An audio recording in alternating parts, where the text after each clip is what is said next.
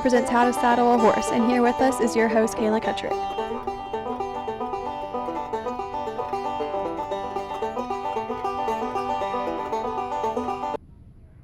Guys, my name is Kayla Kettrick, and today I'm going to explain to you how to saddle a horse. But before we can even jump into saddling the horse, I'm going to talk to you about the different parts on a saddle.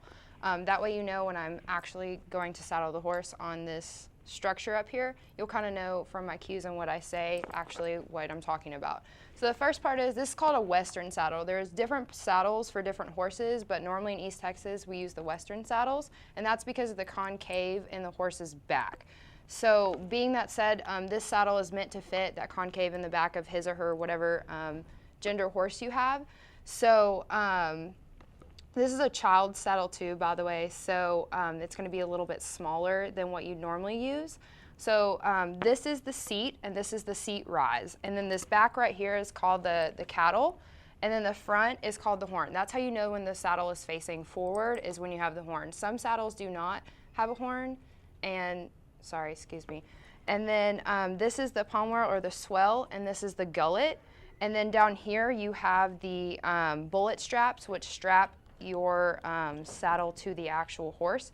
And depending on how tall or short you are, it will be how long these straps will go down and fit. Over here we have another bullet strap. It's a different type of strap. This one is just easier on the horse, and it actually buckles down here with the D-ring. And then you have your foot straps. So your foot straps is what you put your feet in. These can be adjusted by these buckles down here as well, depending on how tall or short you are. And then you just have, some of them have decoration. They're all made of leather. This is about, I think, a $2,000 saddle, if I'm not mistaken. For a child, ranges from 5 to 10. My 12-year-old brother rides it because he's shorter and small, and if he heard that I said that, he'd be really upset. But he rides pretty well. These D straps, with the D-rings are what actually holds the whole saddle together on the horse. And without these, the saddle will actually tilt and shift off the horse and fall off the horse, and that's what you don't want. So with that being said,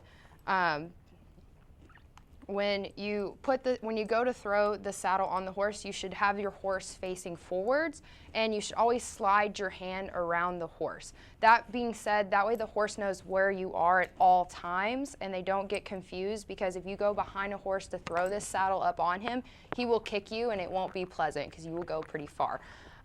So when you go to throw it, you're going to grab the horn, and you're going to grab this concave back here, and then you'll actually swing it up over onto the horse. And when you do that, you want to make sure that these strings down here do not get folded up underneath, because then you won't be able to tie it to the bottom of the horse.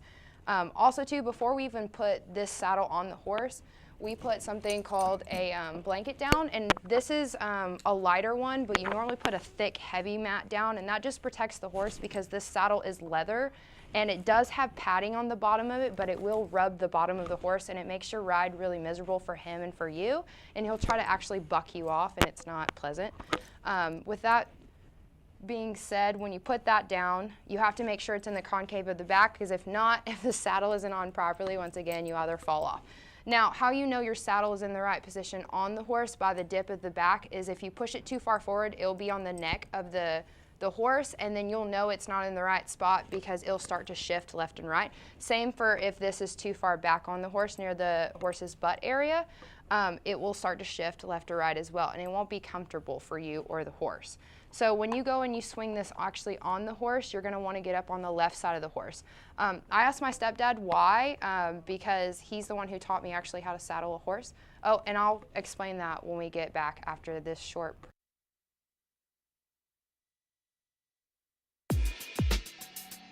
Need energy to study? Yeah, I need a sugar rush. Oh man, I have to study. She should have had a smart cookie with wholesome ingredients for steady energy.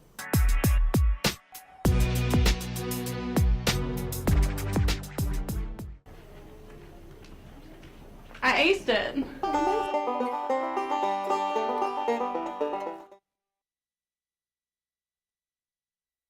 last where we left off, I was showing you when we swing the saddle over the horse, you're going to swing it on the left side. And when I was talking to my stepdad, I asked why you always do it on the left, and it's something that is old tradition, he said.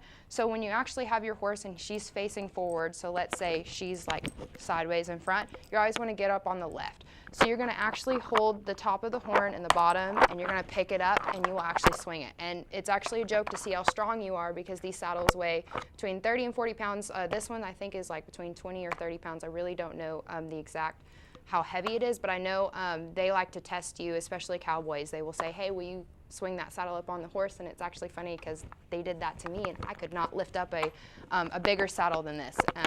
So with that being said, you'll grab the front and you'll grab the back, and you will swing it up over on the horse. When you get it swung up upon the horse, you're going to start with these D-rings that work on the bottom.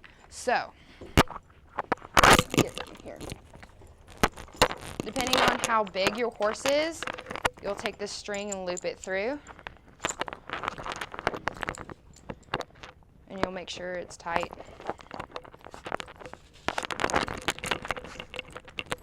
And you'll push it through like that. Now this one. Sometimes you'll have to change the length and the adjustment for this one.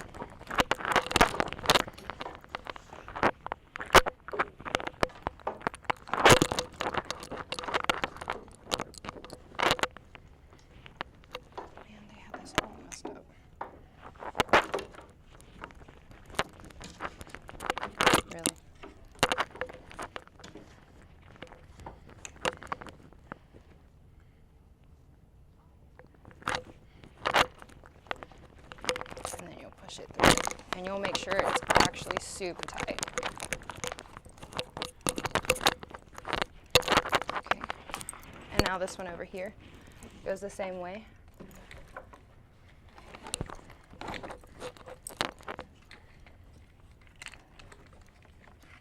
Here, remove the D-ring on this one. So nasty.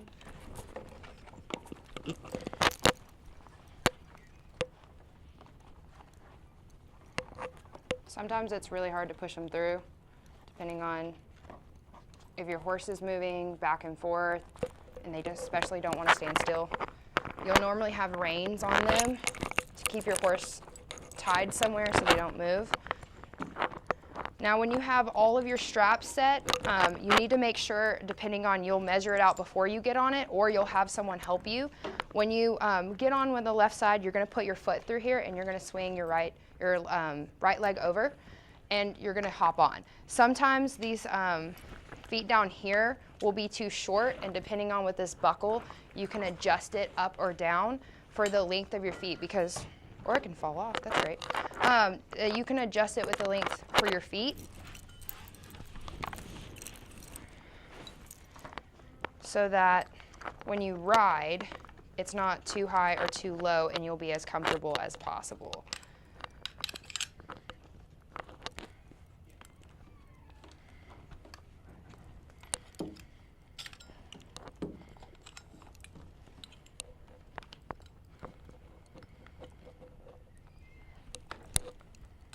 So you'll push these through, and you'll slide this down, and it will be secure and it won't go anywhere.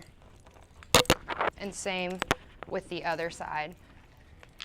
So you'll need to make sure that they're even on both sides, because you don't want one leg higher than the other.